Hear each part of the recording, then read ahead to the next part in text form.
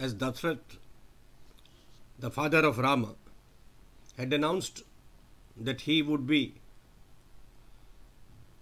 the prince to take over from him, Kaikeyee, the stepmother of Ram, decided to wreak vengeance and dislodge Rama from his promised seat. At one time, the king had promised her 2 boons. So at this time, Kaikeyee insisted on encashing them. She asked that Rama be banished for 14 years into a jungle, and her son Bharat ought to be made the crown prince.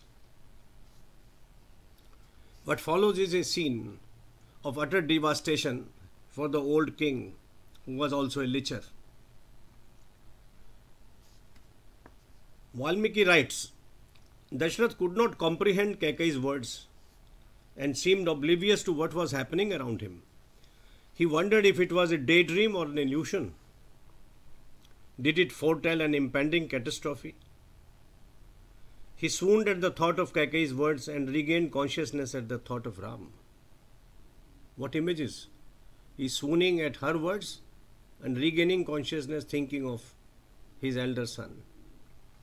When he opened his eyes and saw Kaikeyee, he was deeply disturbed.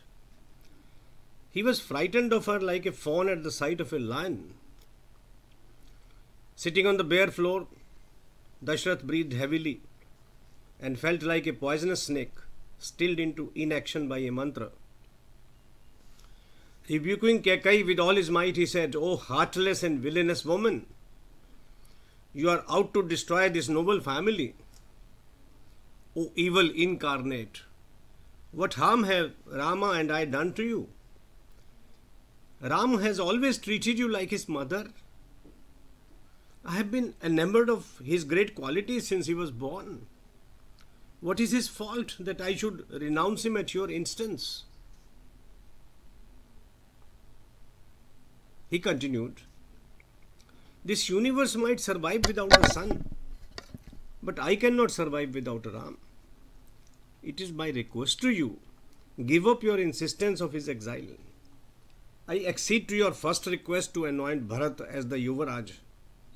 However, your second demand is unreasonable, it is unacceptable.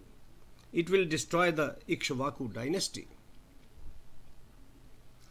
I have always noticed that Rama takes greater care of you than Bharat. He is obedient to the elders, cares for the people. The prince is virtuous to the core and his thoughts are centered in truth, charity, tapasya, detachment, friendship, purity, simplicity, learning and care of the gurus. Why do you want to harm Rama, my dear queen? Why?" Kaikeyee, "I am an old man nearing his death. Do not hasten my death by taking Rama away from me. I am willing to offer you all that I have. I request for your kindness with folded hands. Do not ask for Rama to be banished." But she was not to be persuaded. Writes Valmiki, not worried of her husband's losing consciousness over and over again, without bothering to pay any attention to the king's entreaties, not considering or yielding on her demands, Kaikeyee spoke to Dashratha in words full of anger. "Rajan, your words suggest that you want to renege on your promises. In that case, you will not be able to face anyone as a righteous king. You will bring dishonor to your ancestors, not me, if you go back on your word. The king Shaibya had offered a piece of his own body to settle the dispute between an eagle and a pigeon. You too could keep in mind the reputation of your ancestors before going back on your word." She is appealing to his ego, to his interest, to the name of his family and what not. "However, I can say that you appear to have given up your pursuit of dharma for the love of your son. Right or wrong, Whatever promises you have made must be fulfilled. If you anoint Rama, I shall consume poison and end my life. Charming woman, threatening suicide. Nothing short of Rama's going to Dandakaranya will satisfy me. Dashratha was silent for a moment in the face of such determination. He fell to the ground like a tree that had been axed, crying, "Hey Ram! Hey Ram! Hey Ram!" He wept like a man who has lost all reasons to live. He continued to plead with Kaikeyee to reconsider her condition of banishing Rama, but to no avail. In trying to convince her, he said, "Give up your evil designs, O vicious woman. Bharat is not going to accept this decision. I shall have no reason to survive if Rama goes to Dandakaranya, leaving Sita behind to lament her fate. They have been married only recently. You will certainly be a widow soon after. I would not be surviving Rama's departure. Are you not afraid of being a widow? I do not foresee the loss of fame of my forefathers, but all those who are noble will criticize me for surrendering to my lust." He knew what he was doing. He knew why he was bending before her, touching her feet. I have included some paintings showing that, done by masters of Rajasthan. I feel like a child that catches hold of a snake while playing, without realizing the consequences, said Dashratha. In my passionate embraces when I made love to you, I never realized that you will be the cause of my death one day. The story is very poignant. It shows the character of the man, it shows the character of the woman. It brings out circumstances which led to Rama's exile. Dashratha said,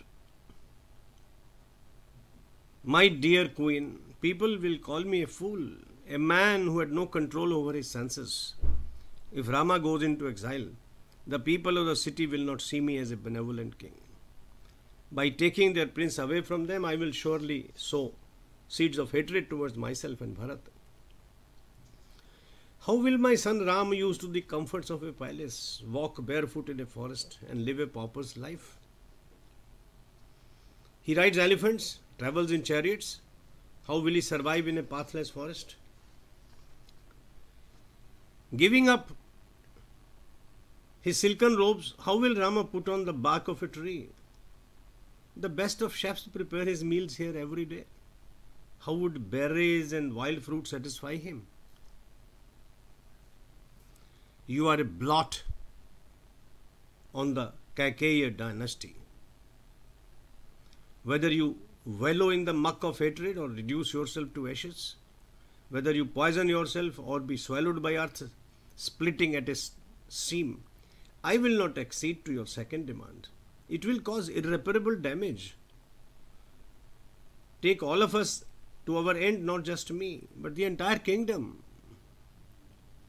You are like a shining dagger that seems attractive owing to its luster, but kills nonetheless. What a sentence! What an image!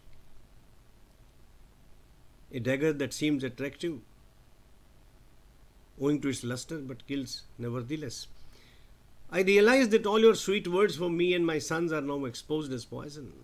I also see that you are not my well-wisher anymore, Kaikeyee. Despite all this, I cringe at your feet. I ask for your forgiveness and kindness." Dashratha tried to prostrate himself in front of Kaikeyee, the one who had transgressed every limit of propriety. However, she had moved away, and the king fell on the ground unconscious. Look at what is happening in a palace. Kaikeyee did not give up her demand. She spurned every plea of her husband and repeatedly admonished him at the time of sunrise approached. "Truth is Brahman, the ultimate reality," she said. "Dharma rests on truth, and truth is to be found in the immortal Vedas. It is by relying on truth that one can improve his afterlife. Maharaja, if you are truthful, you will have to keep your word. Fulfill your promise. You will have to banish Ram and anoint Bharat. Those are the two boons I am asking for. How can you deny? Dashrath felt like a bullock between the wheels of a chariot, helpless and carrying more burden than he could bear. Great image. Kaikeyee saw how Dashrath kept losing consciousness and his ability to take action. So she took matters into her hands and sent for Rama. We take up the later part of the story in part 2 of this video. Jai Shri Ram.